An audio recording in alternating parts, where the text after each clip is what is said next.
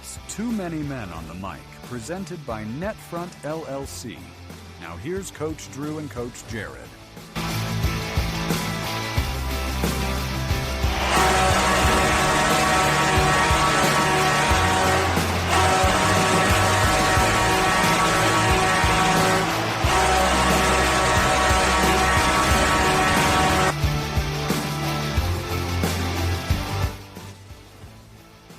We've been waiting for it, and now we have a Final Four. I'm not a big basketball fan, but Final Four in hockey is when things get real.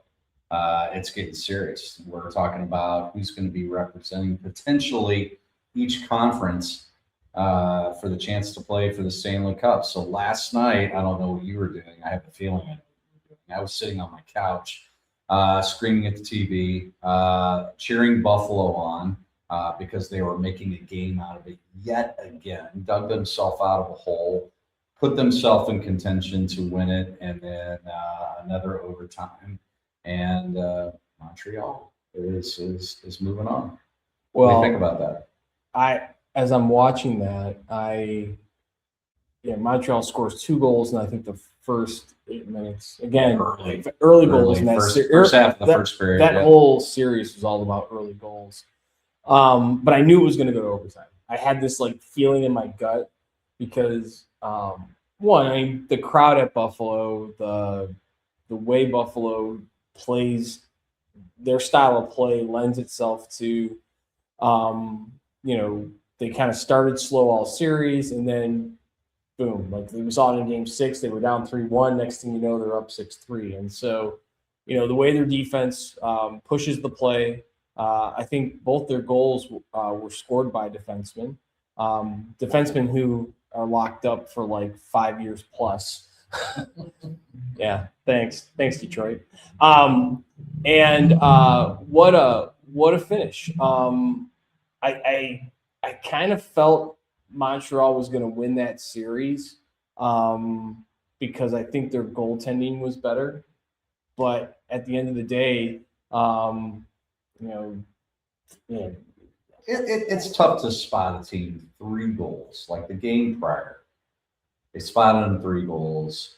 Then it was 3-1, and then boy, the horses came loose, and it turned into an 8-3 game. And then for them last night to spot them 2 goals, that's really hard to win when you're giving the team a 2 and 3 goal advantage across 2 games. So I just felt like also Buffalo did not have a good record at home, which is interesting. Crazy. 2-5. The whole home field advantage. If you're a football fan out there, that means everything. In hockey, throw it out the window in this series. It means absolutely nothing. Well, Montreal's below 500 at home too. They are. So, Road Warriors. Well, it's funny because as I was sitting on the couch last night, I was watching the game at different points with different, I'm with my son and a couple of his hockey buddies. Shout out to Brendan Ballant, living his best life now for the next week after he's graduated before he has to start work for the summer. And then I was watching it with my father-in-law, and it was I made the comment, it's going to be, in order for Buffalo to win, they're going to have to score 3 in a row. How's that go? How's watching a game with your father-in-law? That was a blast. He's a big Colorado Avalanche. He lived in Colorado for a while, so even though he's from Detroit, he roots for Colorado, which I can't wrap my head around. Right. And then he's now living in North Carolina, but he's still a big Colorado fan. I mean, he's very well versed in all things Colorado. He can tell you what Makar had for breakfast. But he's a big fan of the Lanch, and he gets kind of quiet when I talk about, I don't know, man. Vegas is playing their best hockey right now. Is he a student of the game, or do you have to explain things that are going on in the game to him? The 2 of you watching. He's a great fan. He asks really good questions. When he asks questions, he'll ask a question on why a certain play is a certain way, or why is that a penalty. But he's a great student of the game. Let's get Grant in here. Grant, do you ask questions when you're watching on NHL hockey games? See, I always set that up. Inquiring minds want to know. That's a pro right there. I honestly don't think I've ever really watched hockey with somebody that I should ask questions to. Like, Well, I don't think I've ever watched a hockey game with somebody who knows more than me about hockey. Well, that's a great segue because I think there's an opportunity for us to let's break down the game-winning goal from last. Absolutely. And we're going to show where this play originates. And we'll see if Grant has questions. Yeah, we'll see if Grant has questions. So let's go ahead and share the screen. Let me find. There are a lot of good things, and obviously a lot of things that broke down on this play as you're pulling it up. I don't want to give away my comments yet, but an overtime goal. One thing I did notice is right before this goal happened, and Grant, I don't know if you noticed this, the players were getting tired. They kept talking about the amount of time that the players have been on the ice once it got to OT, about halfway through OT.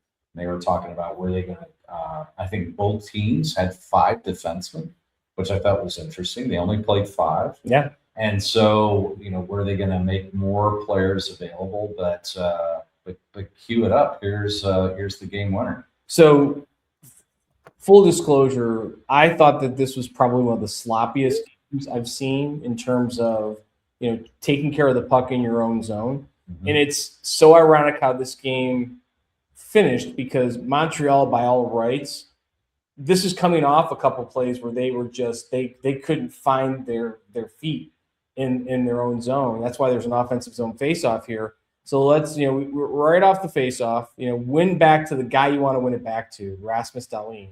So let's freeze it there for a second. So Dahlin's got that puck.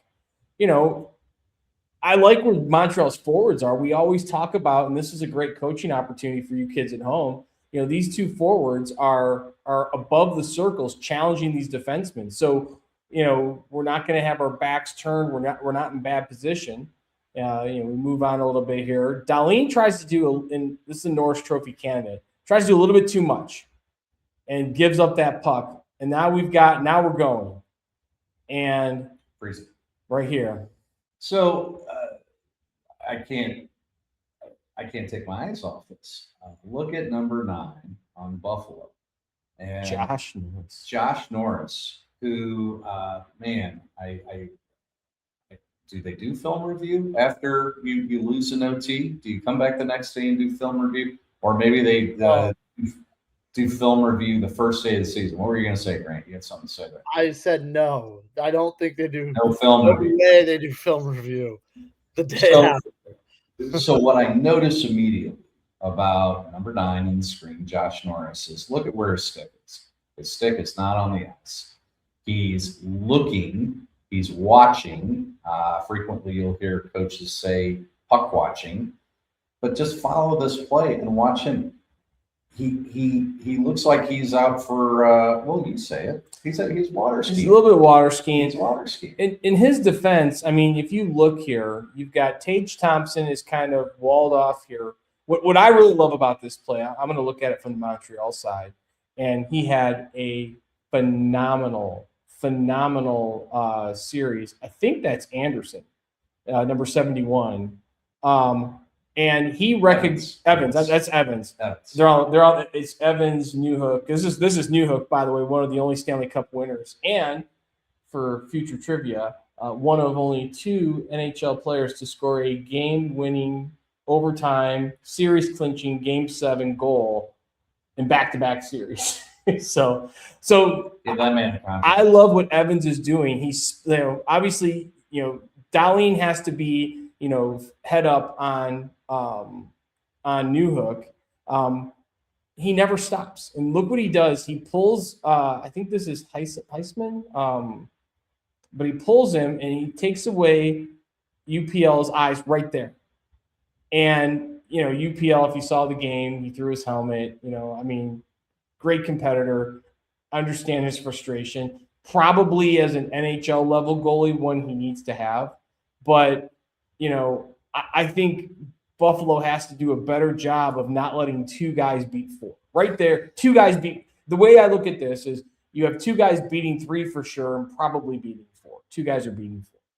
Right. And that's, I guess where maybe Norris thought, well, we've got the numbers, so I can just water ski, and I don't need to skate over and challenge Newhook. Newhook also shot that puck for all the fans out there between the defenseman's legs. Yeah. Between the defenseman's legs. Rasmus Dahlin's legs. Yes. Like not just any defenseman. The skill. It's crazy. Grant, did you watch that or were you sleeping? What was going on in your household? I was watching. Yeah, I had that on the laptop and the NBA game on the TV. Oh, the NBA game. And who are you rooting for on the NBA side? The Spurs, I think. Spurs. Yeah. You think? You can't remember what you bet? Way to commit. No, I'm kind of indifferent. I just want good games. And last night was two of the best just pure sporting events in one night that I've seen. That game goes to overtime, Canadiens win, and the Thunder Spurs go to double overtime. Yeah, it's a good night. Good night for sports for sure. Late. I was tired this morning getting up, but the Western Conference, right? Yeah. There you go. Well, the going back to that game-winning goal, where it all started for me as a coach, watching off the face-off, your wingers go directly up to the points. You're not giving Rasmus Dahlin and challenge them, turn the puck over. Not giving them any time to breathe. And Dahlin, again, world's easily top 5, top 3 defenseman in the world. Makes a play that drives us nuts with our own kids of you're trying to do too much. You're trying to be too cute. And all he had to do, the best play is get that puck deep. The second best play would be to go deep because there was room there. The third best play, which was not a good play at all, was to try and turn out at the blue line, holding the puck and turning it over. And, to his credit, he got back. And, Newhook, I mean, just like in the first series, put the puck on the net, which is another thing we talked, coaches out there, don't wait to overtime or the third period to start taking shots.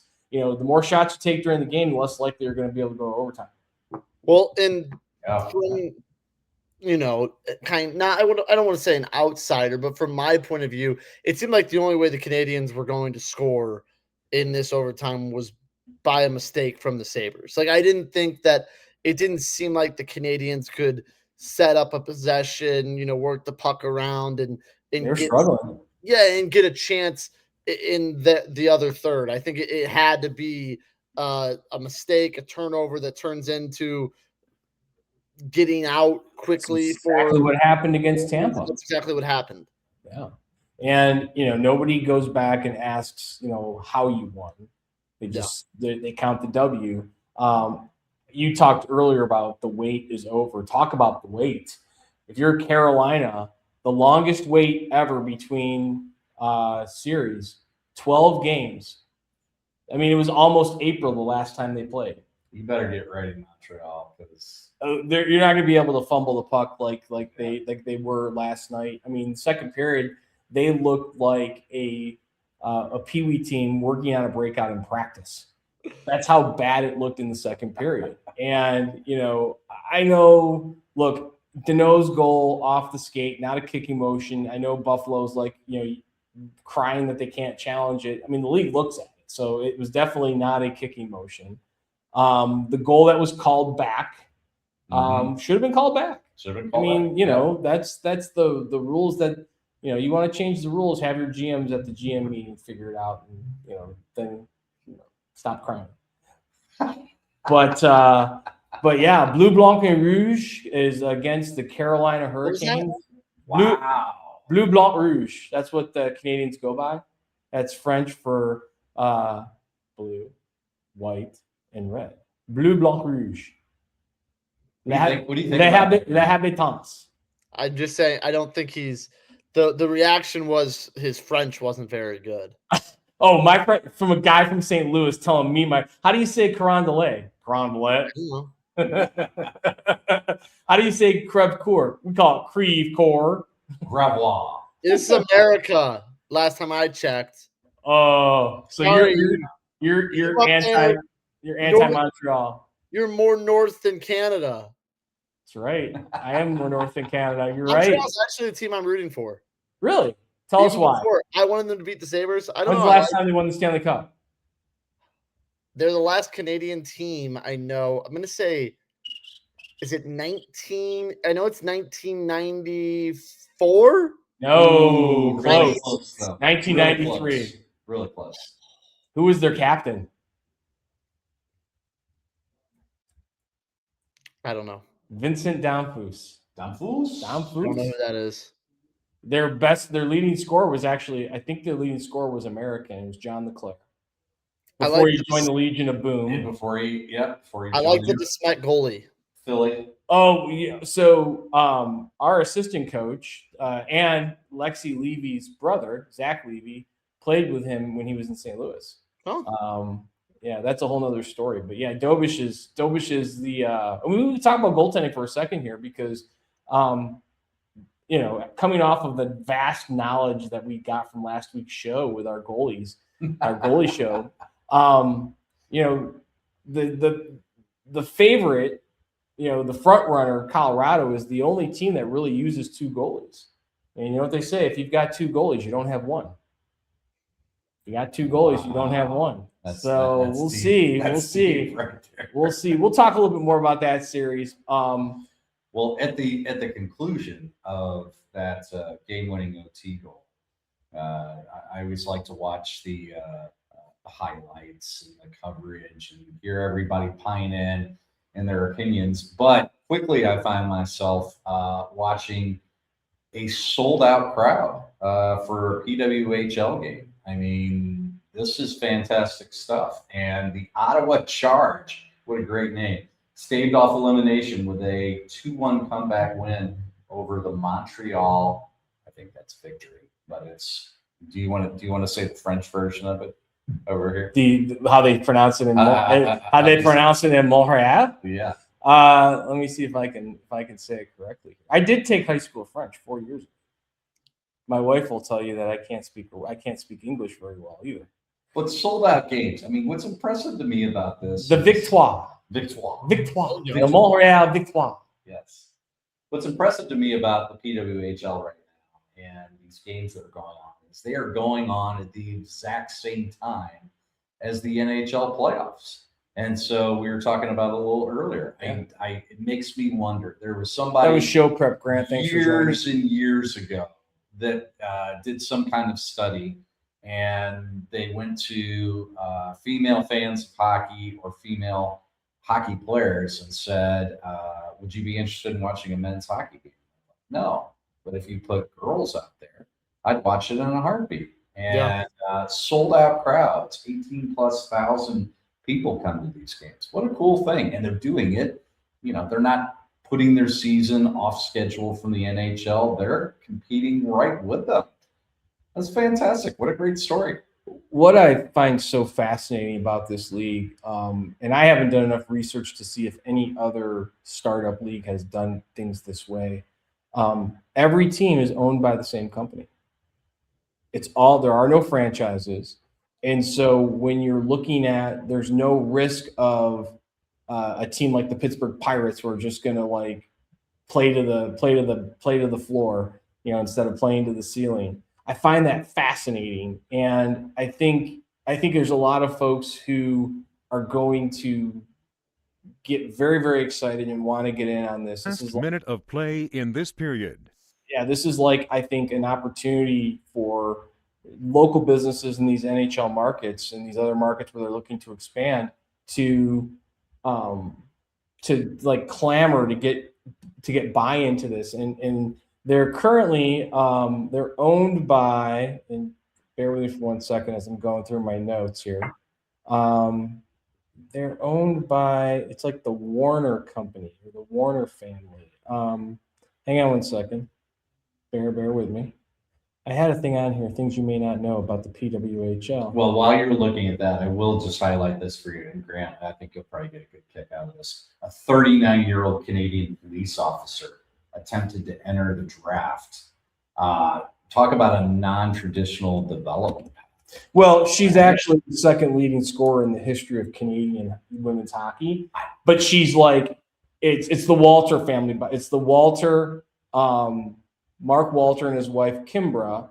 They've built this single entity there. It's owned by the Walter Group. Now, I just find it fascinating that if you look at it that way, and the players buy into it, you have a situation where you create as competitive and balanced as you possibly can early on, and everybody's singing from the same hymnal, and you don't have people trying hymnal. Yeah, the 39-year-old Canadian police officer. I heard about her the other day, and we can talk a little bit about this. This is great. This is a feel-good story. I mean, the league's so successful. You got 39-year-old police officers wanting to come and join you. Right? Well, I can do it. I know she's originally from Windsor, Canada. It's Constable Megan Agasta. She is there for the 2026 PWHL draft. She's a 3-time Olympic gold medalist with Canada. She hasn't played hockey. Let her play. Hasn't played any type of high-level hockey in 8 years. And I'm rooting for her. I think it's so cool. I bet she's a ringer in women's league. Well, she's a constable in the Vancouver Police, Vancouver, British Columbia. That's in Canada. That is in Canada. But she's originally, that is a province too. She's originally from Windsor, though, and Detroit's getting a team. That's also where the draft's going to. He's bringing it back to Detroit. Here we go. Everything rolls back. Yeah. Well, we got to pay a few. We got to pay a few bills here. So before you bag on me about being from Detroit, I'm so abused. Like Drew never lets me forget that I'm from Detroit, Grant. Like I don't get it. Or that he went to level 5. Level 5 is more important than Detroit. I mean, they teach you that in level 5. Which Drew wouldn't know. I would not. He was there on the TV. Yeah, I was. Well, we got to pay a couple bills here. We're going to do a quick ad read, and then we'll be back to talk more about the PWHL. Just what we feel is just an awesome opportunity for hockey fans, not just women hockey fans and girls, but hockey fans, because it's great hockey.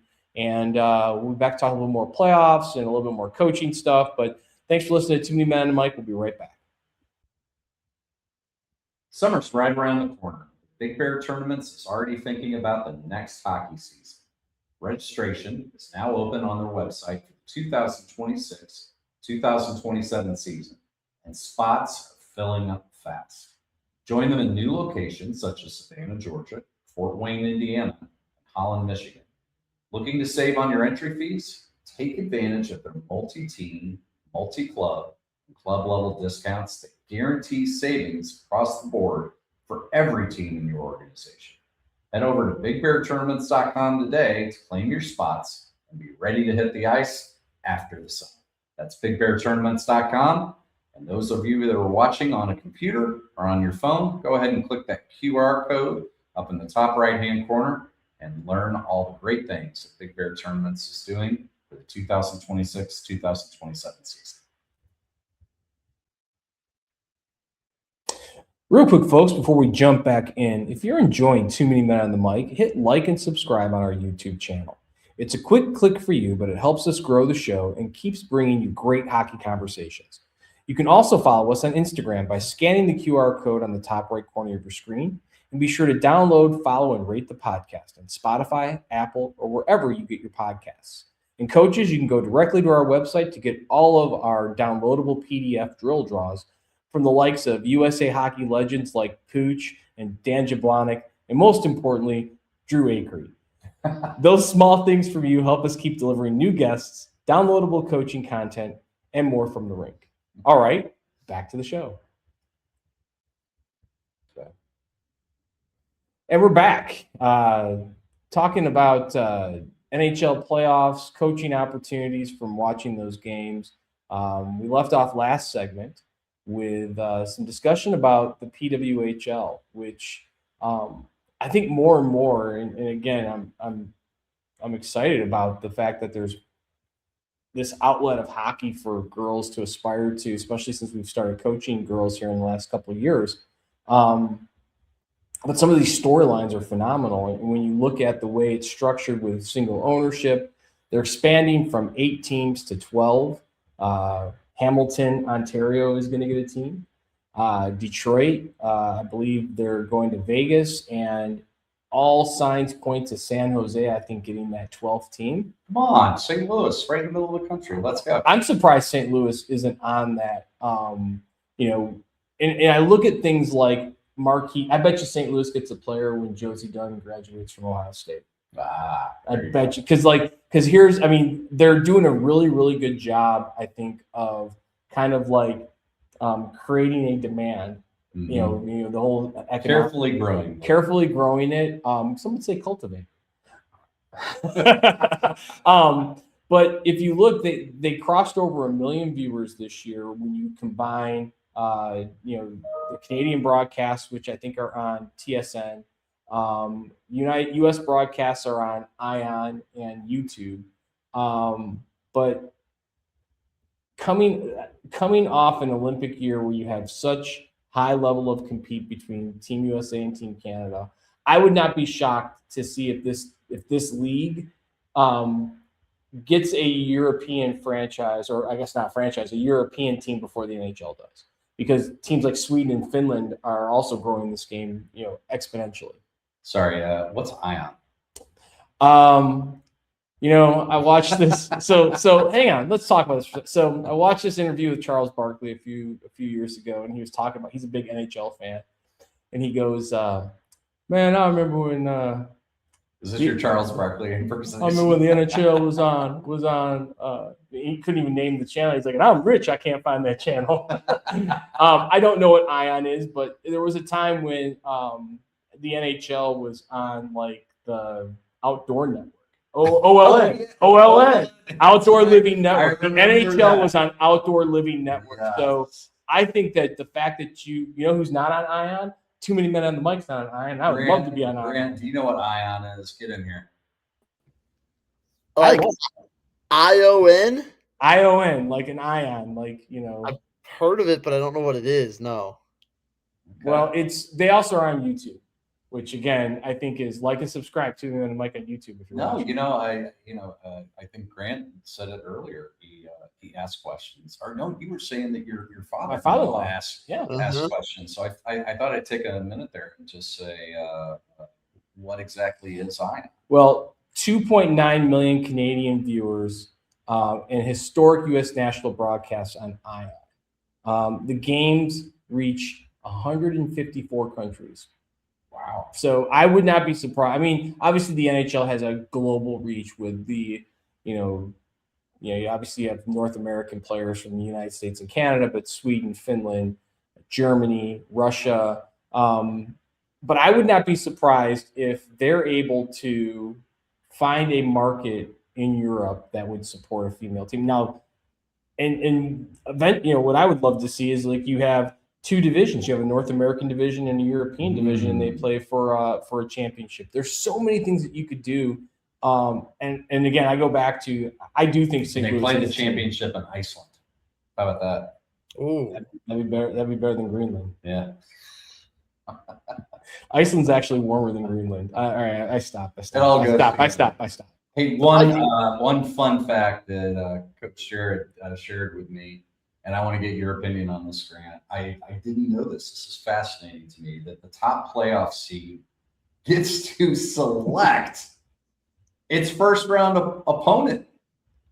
How great is that? The team that finishes first, you get to decide who you want to play. So normally, it's 1 and 8, and 2 and 7, 3 and 6, and 4 and 5. In this case, if you are the number 1 seed, you don't get necessarily home field advantage. Maybe you get that too, but you also get to pick your opponent. How many teams make the playoffs? How clever is that? So right now there's 8 teams in the league. 4 teams make the playoffs, and the Victoires were the number 1 seed, and they chose to play Minnesota, who was the number 2 seed, first over playing Ottawa. And I think about that, the gamesmanship that goes into that. Yeah. We look at roster, you look at how and obviously it was a good choice because they lost to Ottawa. Like they lost in the last, I don't think the championship has been played yet, but I'm all for this. I think the only thing that, and again, nobody's listening to me make their business decisions, but I wonder if playing the season not at the same time as the NHL would be a better idea. You know, the UFL does not compete with the NFL. The WNBA doesn't compete with the NBA. WNBA plays in the summer, and maybe that's the next iteration. But again, they're trying to keep their costs in line. So maybe because the costs of having an ice rink open, and they're getting about 10,000 fans a game, which is nothing. I mean, that's about what the WNBA got their first season. And WNBA has been around for over 20 years, and they're, you know, now the WNBA has a better spotlight on their players with how the NCAA women's sport has just exploded. I mean, you know, whether it's Paige Bucher or Caitlin Clark or who just won the MVP, she's amazing. Like Aja Wilson. Yeah, you've seen these players play throughout the last 4 years when they were in college.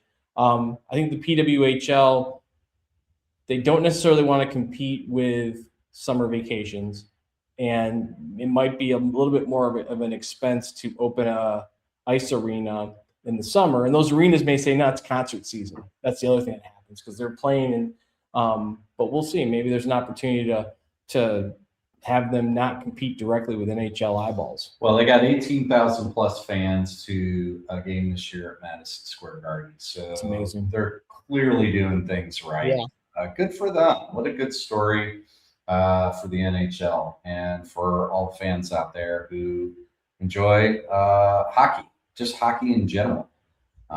Growing the game and doing it in a way that hasn't been done before. But I thought that was pretty clever. You get to pick your opponent if you're the I like that. I've never heard of. Well, it puts a greater emphasis on the regular season. I mean, obviously, it's always great to be the number one seed or top seed in the playoffs, but to be able to be the number one seed and say, yeah, we're going to play these guys. All right, so there's 4 teams left, and we're going to have to share our opinions on what we think about this. But for me, the teams that are well rested this time of year are the teams that are going to be dangerous, and that's Colorado. And that's also Carolina. I mean, I think you said it earlier. Carolina's been sitting around for 12 days. They could have gone on vacation, come back, and still gone to the ice rink and gotten a couple workouts in, and they're still sitting around waiting. I saw some tired players from Montreal on the ice last night. I know it was an OT game, but 2 7-game series back to back, and now you're going to run into a well-rested sitting around for 12 days team that I think is going to be ready to literally jump out of their skates. Here's a question for Grant. What is the least amount of games you would be able to play in first 2 rounds of playoffs with a 7-game series? What's the least amount of games you would play in the first 2 rounds? I'd go 8. Give that man a hand. Or give that man a hand. Give that man a hand. Math is still undefeated. Math is undefeated. Math is still undefeated. Now, that same scenario, what's the most amount of games you can play in that same scenario? Now, I think 14. Well done. So we have a situation, it doesn't happen very often, where you have 2 teams competing, one who has played the least amount of games and one who has played the most amount of games. And that one who's played the most amount of games has had multiple overtimes. So you could probably have gotten away, Grant. I'd have probably accepted 14 and a half, 14 and 3/4, 15 or 15 and a half. So I would have accepted all those. Now, I will say this. There is the rust versus rest that is so cliche that everybody talks about. I think that Carolina is going to, for the first 5 minutes, they may look a little, just a little like, hey, not that they're going to be tired or their legs are going to be heavy. It's just like they got to get back. They got to get back into that urgency and that pace. Whereas Montreal has been playing for their lives the last 2 games, right? At least, and so I think that there is going to be a moment where if Montreal can come out, I'll say this: I think Montreal is going to score the first goal. on Thursday. Who you got your money on, Grant? That's what we want to know. I think Montreal. I know there's just something about this team. I don't have I wouldn't say to win. I still think the clear favorites are the Avs to win it all. But I think that Montreal can defeat Carolina and make the Stanley Cup final. So you think they're on to something? Yeah, I'm hearing a little bandwagon. Yeah, I'm bandwagoning the Canadiens. You can't kill them. They don't go down easy, and that's you're wrong. You're wrong. Wow. That was just a hard. You're wrong. Yes. So you want to put a wager on this? There we go. Okay. There we go. All right. Let's think about this. Let's okay. Here's the deal. All right. If Montreal wins, I'll go on Instagram or do something that makes me look terrible compared to Grant Salzman. When Carolina wins, you'll be in a front row seat at our June 18th Too Many Men on the Mic gig. How about this? If Carolina wins, I'll be at the gig. If Montreal wins, you owe me a round of golf. Ooh, at Tapawingo. There you go. Sure. Done. I win both ways. I like that. According to DraftKings Sportsbook, whoa, you're getting good odds here. Canadians are 2-1 to advance, where Carolina is heavy favorites. No, you're reading that wrong. You're absolutely reading that wrong. That can't be right. They're trying to get money on plus 225 to advance. Wow. They're plus 225, which means you have to bet 100. You bet $100, you win. Montreal's plus 225 to advance. Yeah. What about on the western side? Who they got? Hang on a second. The Knights are less of an underdog than the Canadiens. The Knights are plus 210. Yeah. They're not. It's about the same. Both odds are for Carolina, Colorado Stanley Cup is like. Well, let's talk about Carolina first. I know you're chomping to talk about Vegas and oh yeah. Oh, look, I did it again. Here we go. Yeah, there we go. Carolina, the reason why I'm so bullish on this team is they forecheck and have the highest rate of offensive zone pressure in time. And when you watch Montreal in both their series, there were stretches of every single game they were in where they were just hanging on. And I don't know in the first round why Nikita Kucherov couldn't score a goal, but he couldn't, and that worked out in Montreal's favor. In this round, I have no idea why Alex Tuch had 0 points. 33 goal scorer, was a force in the first round against Boston. I think he had a couple game winners or was a factor on game-winning goals against Boston, was an 0-4. And it wasn't like he wasn't taking shots. There is no way they're going to go 3 series in a row playing the sloppy defensive zone style they play. Even on that last goal, they had no business scoring that goal. They had to rely on a mistake. So I just don't think they're going to do that against a team right now that is, I think their time on ice amongst their forwards is the most balanced of all the 4 teams left. If you stop Stankoven, you got to worry about a rejuvenated Taylor Hall. If you stop Taylor Hall, oh yeah, we've got this guy, Nikolai Ehlers. Oh, if you stop Nikolai Ehlers, Sebastian Aho. No world-class MacKinnon or Eichel or Marner on that team, but they play a brand of hockey where it looks like there's freaking 6 guys out there, not including the goalie, because they're constant movement and constant pressure. I don't see Montreal being able to do it. They are fast. They are a very fast team. And on it again, for a team that's coming off 2 7-game series that went their way, you're getting into a horse race. It's last minute of play in this period. Well, the best ability is availability, and Carolina is going to have everyone available. Did you hear that one, Grant? Best ability is availability. I like that one. That's one of my favorites. He's full of isms in tonight's broadcast. I will say this. Ism. I will say this. I will say that Montreal, I think they have a advantage in that. And I know Freddie Anderson has had this rejuvenation, but I don't think he has faced the pressure that Dobish has. And I think Dobish now, they're playing with house money, at least from a goaltender standpoint. He's house money.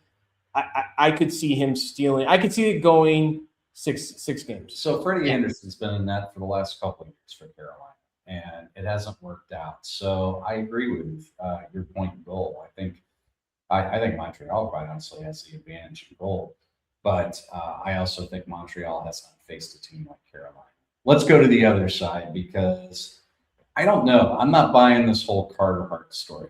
I'm just not. And I'm not a huge Vegas Golden Knights fan.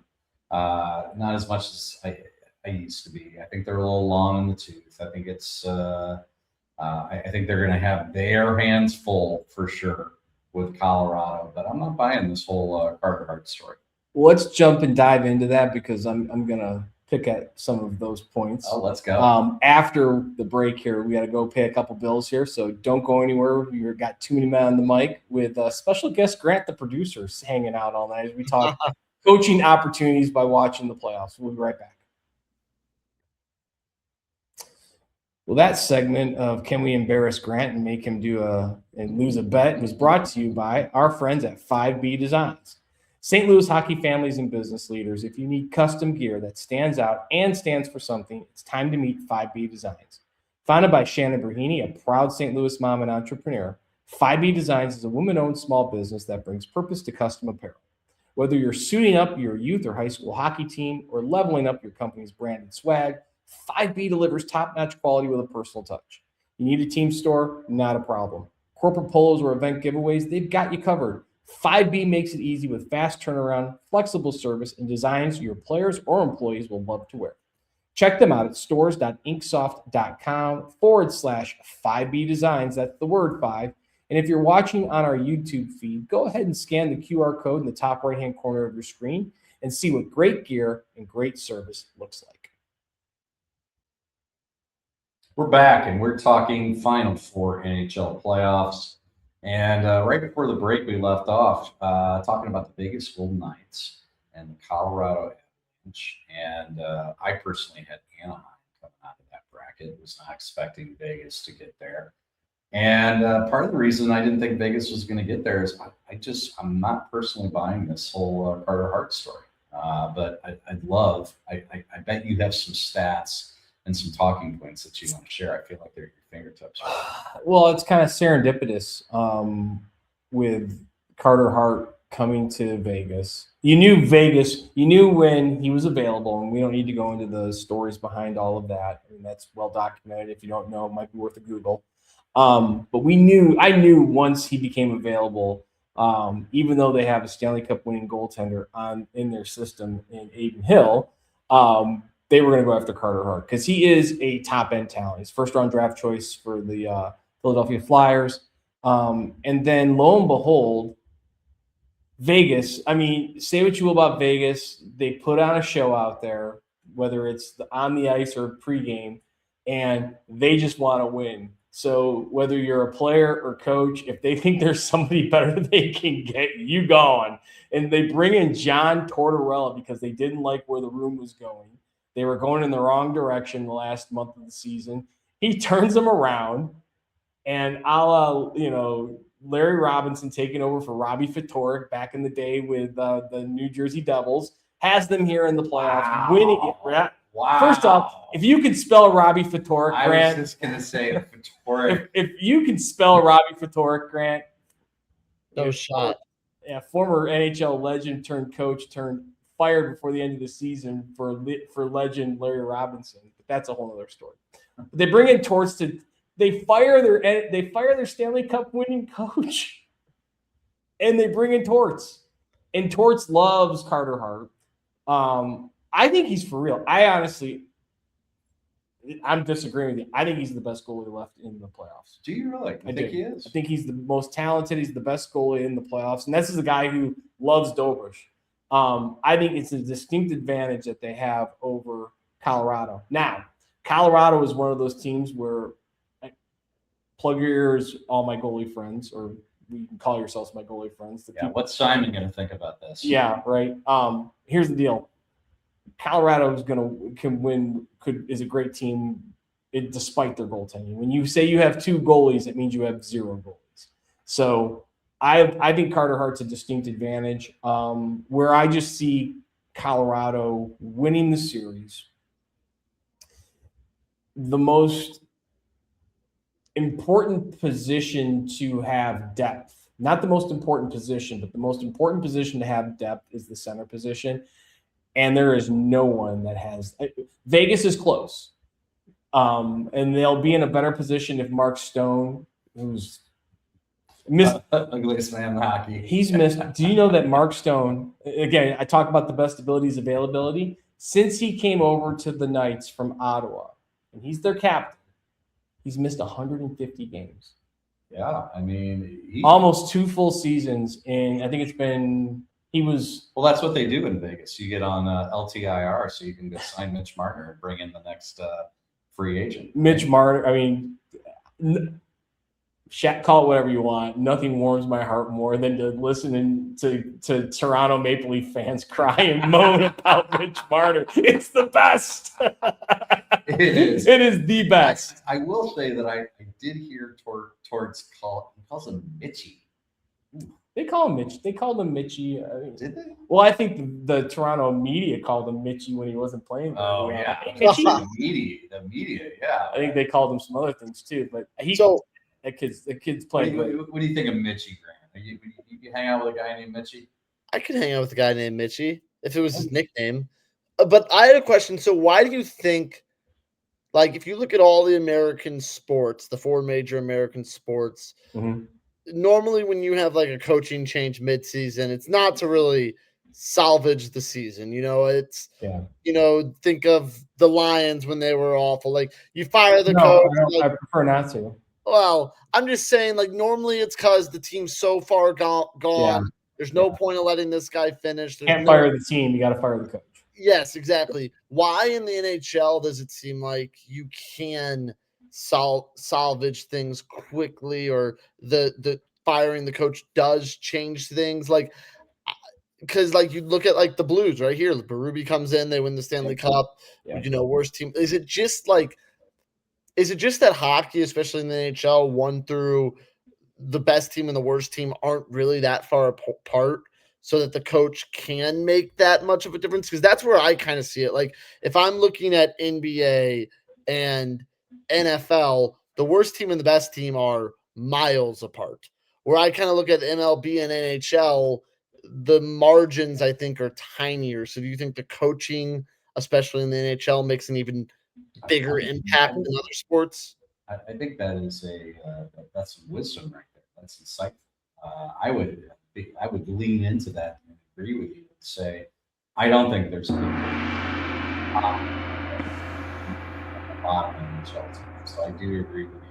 And we all know, if we're talking about NFL football, if you're playing the Jets this weekend, boy, you're loading up because when's the last time the Jets were something? Well, you could have the best coaching staff in the world for the Jets, and if they're playing the Chiefs and Mahomes is on, they can't do anything. Like, where in the NHL, I think that their coaches can be difference makers a little more. Well, so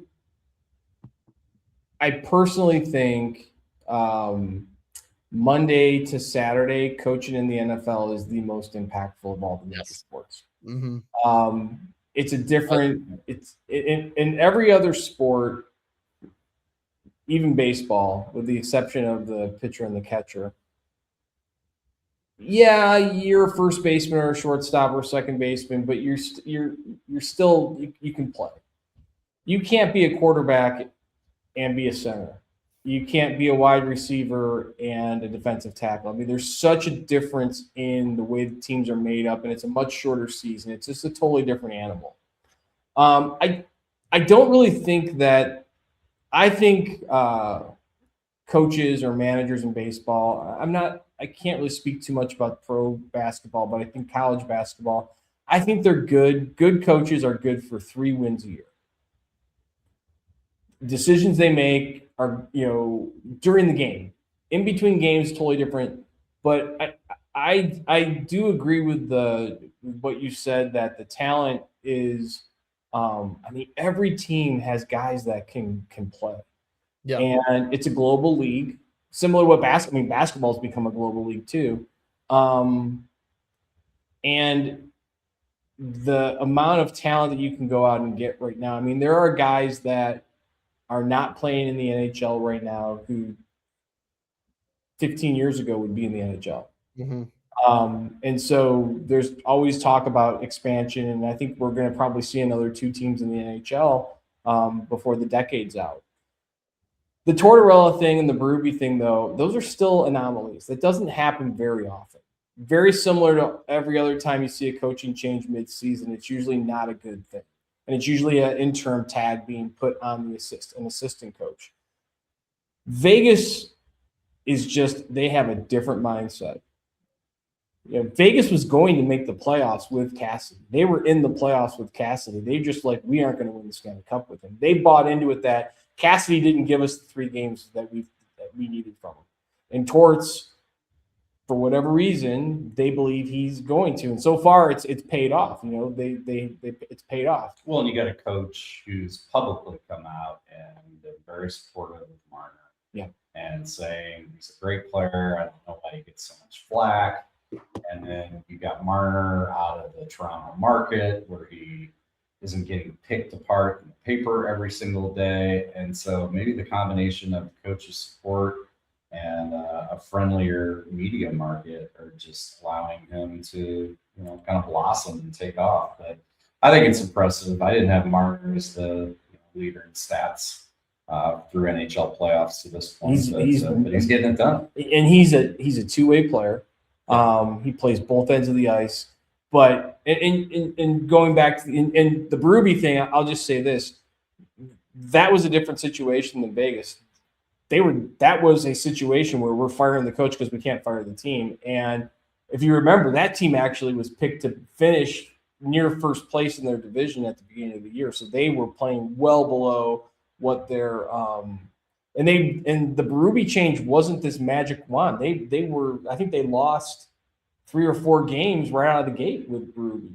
So I do agree with Grant that NHL, there is a better or what I would call a more there's an opportunity with the NHL to win because I do think the talent is more dispersed. I just think, going back to this series, I think Colorado is just a little bit better down the middle. I think Nazem Kadri, but Colorado, we don't know how healthy Makar is. Right. The Chuskin's hurt. They've got 2 other guys that are nicked up. Obviously, so does Vegas. So they kind of cancel each other out. But I'll take Kadri, MacKinnon, Brock Nelson, and I'm trying to think of their other center. He's their 4th line guy over Eichel, Stone, and Nico Hischier. Not Nico Hischier. Hurdle, because they're just better. But it's gonna be great. I think it's gonna be a much better series than we anticipate. Well, what we are going to have to do is we're going to have to wait because we've been spoiled these last 2 rounds of having multiple games on any given night to watch. Although we had one night a couple days ago where I was like, really? There's not a hockey game on? Yeah, that was weird. It was strange. Yeah. But that's because Vegas ended it in 6 instead of 7. Yes. That's why you don't like them. So we're headed into the stretch, Final Four. We'll see if Grant's predictions come true and if he's going to be gloating because Montreal won it all. We'll see. Let's hit some let's do some quick hitters here with some top 10 storylines, and let's go right to your favorite series. And you've got the Golden Knights versus Colorado. I mean, this is a Jack Eichel versus Nathan MacKinnon series. Mm-hmm. I mean, I know Marner mostly plays the wing on that line 1A. I don't even think they have a second line. I think it's 1 and 1A. Eichel has, I think he's got 1 goal and 1,000 assists. He's just been a playmaker. He does. And for me, with Eichel, it's you've got to shut that guy down. MacKinnon just has speed. He's difficult to shut down because he's so fast on his feet. With Eichel, where I see Eichel beating teams time and time again, is they give him ice. He'll be on the boards. He's so good on the boards, and he'll make room and he'll hold on to the puck. And then the next thing you know, the puck's in the net because the other team gave him time. So to me, it's 2 different ways to play 2 different players, right? You got to be on top of Eichel. Got to get a body on him, tie him up. On MacKinnon, you're just hoping that you can keep pace with him. Well, Eichel has been here before. He has played and beaten Connor McDavid, who is, in my mind, the comparable to Nathan MacKinnon. Even though if you watch their games, they're slightly different. Their level of play and their ability to just dominate a game in a 20-second window. Like they can change a game in a 20-second window. Eichel has gone head-to-head with McDavid and shut him down. I think he's going to be tasked with that because he plays a 200-foot game. I'm always amazed, you look at Eichel and you never realize the dude's 6'2", 215. Yeah, he's just a big, and obviously MacKinnon is too. Yeah. So we're gonna have these 2 like large body, old school, style centers going head to head who play slightly different games. I think that they cancel each other out. I'm going to give the nod a little bit to MacKinnon to probably come out ahead on the stat sheet. But it wouldn't surprise me if both were frustrating each other. And when MacKinnon gets frustrated, that's a dangerous thing for teams. So, yeah. Then we've got if we look at this next question, shout out to NHL.com for putting these great 10 storylines. Yeah, this is the rust versus the. We kind of hit this. We kind of hit this. I mean, we talked about shedding the rust, and we talked about Mitch Marner. We haven't talked about Colorado's depth scoring, which I think is interesting. They had 10 different players that scored goals in the last round. Talk about distributing the puck and a balanced team. When you have 10 guys that can score, that's pretty dangerous. I always forget they have Brent Burns. Yeah. I forgot. Iron Man. He's the current Iron Man. I mean, he was just a staple in San Jose forever, and then goes to Carolina, successful there. But him and Manson, and then you've got Taze and Makar. I don't know. You might be changing my. I mean, when you just read the rosters out loud, you're like, on paper, which is not where the game's played, it's going to be tough to beat Colorado. And people are going to overlook Manson, but I tell you what, you don't want to come through the neutral zone with your head down. No, because he's going to meet you, and it's going to be body on body. Plays like his old man. He does play like his old man, and so he brings that whole physicality element to complement all those skilled defensemen that you just talked about. Yeah, and they've got guys. I mean, obviously Nichushkin. We haven't even talked about, again, another Carolina connection. Marty Necas.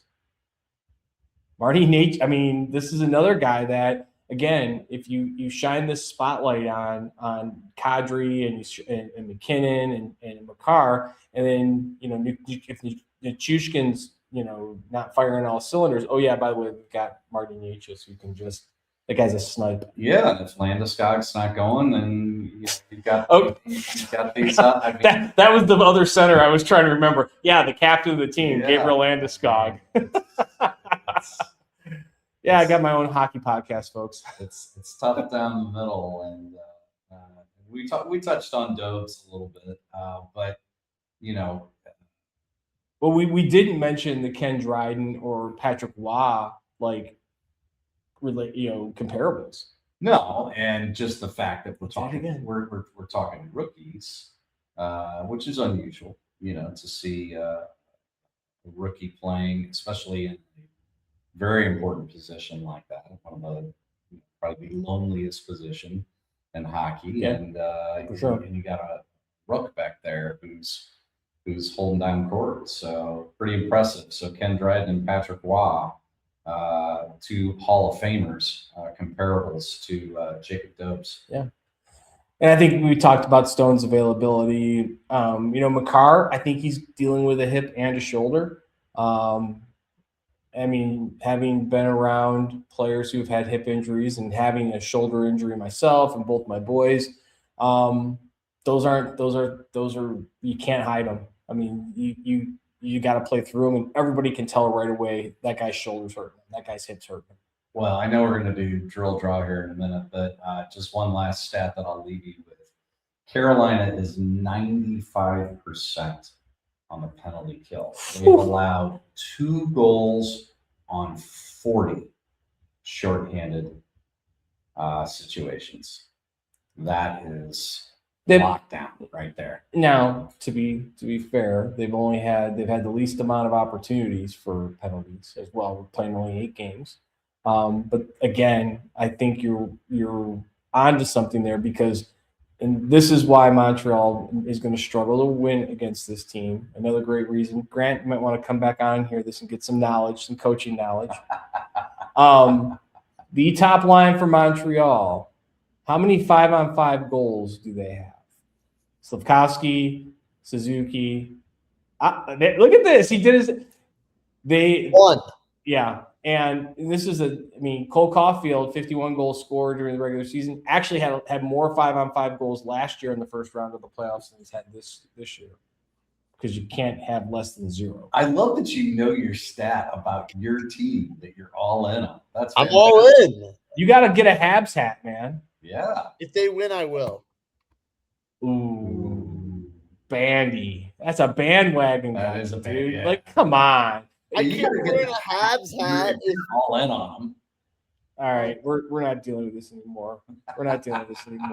I will say this though, I think he should figure out how to sing the Canadian national anthem in French. No, I can't do that. Yes, you can. We got faith in you, Grant. You can. I'm do it. Like Bobby Boucher said, you can do it. I'm talented, but not that talented. Well, I think we're going to jump into a drill draw here. I think Coach has got a great drill or game for us to share with our listeners at home and be able to download on the website. So we'll pause for a second here. We'll be right back with Too Many Men on the Mic drill draw.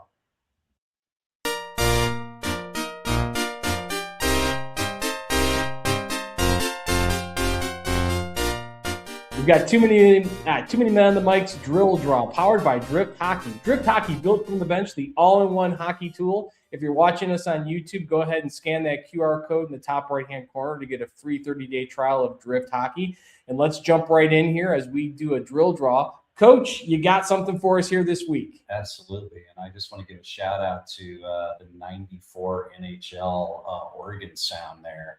That was the lead into our drill draw today. That's fantastic. I'm thinking about Jeremy Roenick and my line on the Chicago Blackhawks for NHL 94 as we're getting this drill draw. Roenick, Larmer. Oh, Larmer. Dirk Graham. Absolutely. Dirty Dirk Graham. Yes. This is a St. Louis guy. I don't know if are we allowed to do this? I can do it because it's saying. All right. All right, so we're going to create a drill, and this one's going to be a little bit different because it's going to be a compete drill. So this is something that you as coaches can work on with your team. You can run it out of both ends. We're going to draw it on one end, but keep in mind that you could separate your team, separate your players if you want to, especially if you have kids maybe that are playing across birth years, maybe high school, and some different skill levels if you wanted to break them up. But let's go ahead and start with the pucks. Start with the pucks first. Let's put the pucks right in between the blue line and the center line on either side. It really doesn't matter. There you go. That's perfect. A nice smattering of pucks out there. And let's put a coach right behind those pucks or next to those pucks, because the coach is going to be the one actually distributing the puck in this drill. And then let's get a smattering of players for each team down in the corners. So this drill is a competition drill, and so we're going to have one player in one corner going against another player in the other corner. But one very key specific item has to happen before we actually can pull this drill off. And that is both players. And I don't know if Drift has this feature. Maybe we'll have to add it. Can we make the first player in each line be lying on their belly? Well, let's see. Let's see if Drift has the capability to do it. If not, then we'll have to reach out to Brian. We'll have to reach out to Brian and have him incorporate it. I like that, but we can actually put it in the description. So the idea is you're on your belly. You have no advantage because everybody has to get everybody who participates in this drill is starting from the same place, flat on the ice on your stomach. And what's the first move you have to do? I've heard you say this in practice before. You got to get up quick, and you got to compete. You got to move. Let's go ahead and add one last element to this drill. Let's put a tire out at the two circles. Yep, one there and one on the other side. And so the idea here is the coach is going to blow the whistle. Each player is going to move from being flat on their stomach to spring up on their feet, and they're going to take off as fast as they possibly can towards that tire. And they're going to go around that tire. Both players are trying to get around the tire first because the coach is, as they're coming around the tire, going to throw one of these pucks right down the middle. And so it's a race to the puck. It is a race for body position, and then ultimately who has possession of the puck. And then it's a one-on-one all the way in. Coaches, one of the things I really recommend is you talk to your players and you say, "Yeah, put a net in here, right?" Yes, we need a net and a goalie. That would be helpful too. Always helps to have those two things. But remind your players that it's not just about getting there quick, competing. It's also, if you don't get to the puck first, that you're competing the rest of the way in. And what I mean is, think of yourself as a back checker. If you aren't first on puck there, then you are skating. You're continuing to move your feet. You're popping sticks. You're lifting them. You're doing everything you can to play the puck all the way until it gets to the goalie. And what I have found in this drill is that the kids love it. It's one of those drills where at the end they get up and they go, "Coach, can we do just one more? One more? Can we do just one more?" So that they can go again. And anytime you can make something about competition and add a relay and add some back checking, there's so many good things that are in this. But coaches, you can run this on both sides. It's a fun drill. Great compete drill, and boy, I've just found kids really like it. So, Coach, any thoughts from you? You've seen this drill in action. Love this drill. Ran a similar, starting the kids off in a position that they're just not used to. It gets not just their body going and their body warmed up and getting their different muscles moving, but it gets their mind. They have to now think, okay, I get up now. What's my first step going to be like? You could also, and I think we may have done this, is you could place a player at the opposite dots here to be back checkers to come in and create a 2-on-2. But what I love about this is it's just pure compete, 1v1 to start off, and who's going to be first on puck. Oftentimes the first person on puck, though, is not the person who ends up scoring, because that person who now has to come and create a battle and try to gain possession. You have that battle in between the dots. It's taking you right into the house. If we look at this from, it's taking you right into the house here between these dots. And that's where, if you want to go score goals, whether you're going to the net or whether you're driving to the net, this is the area. And so you're starting this game in a position that is different from what the kids are used to, but you're driving them to an area of the ice that's where we want, that's where we want you to go. We want you to get to that part of the ice and battle, not coast, And if you aren't first on puck, you better do everything you can to win that puck back. And I'm sure you've seen this in action is you'll get kids going against kids, and maybe one kid beat the other kid last time around. When you get a kid that's up there and it's like, he's not. No, absolutely. This time I'm going to get him. I'm going to get around that cone first, and I'm going to get to the puck first. So lots of battles within the battles, and just a lot of fun for, I think, the players. Well, I'm calling it Acres Assault. I think it's a cool name, and Double A, Acres Assault. This drill and game will be up on our website after the show today. Head over to 2 Many Men on the Mic. That's 2, the number 2, 2manymenonthemic.com. Scroll on down to the Coach's Corner. You'll find this drill and game, small area game, along with many others brought to you by great coaches around this country and the world, actually. But make sure, you're going to hear this on Thursday night. There's some great games tonight. Game 1 of Carolina and Montreal. By the time you listen to this, we'll already have had game 1 in the books between Colorado and Vegas. And fun talking hockey with you tonight. Even you, Grant. Love talking hockey with you. Grant, how many strokes are you going to give Coach Jared if you guys go play golf? I think he's going to have to give me some.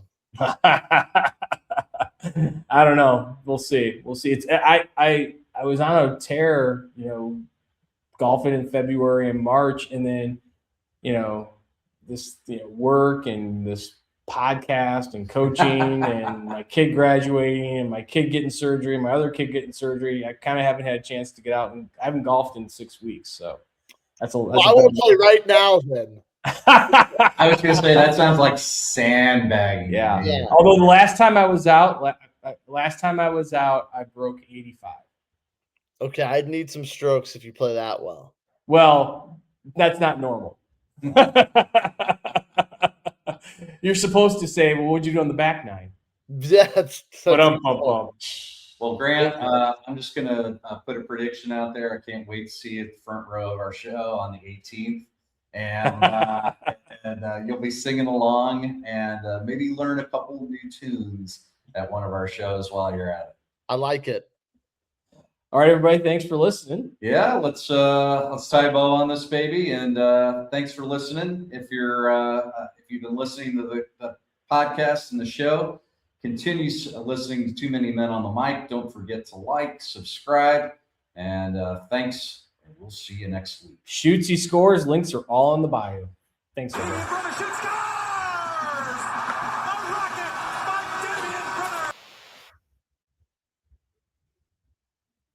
All right. I want to see this Montreal action go down, Grant.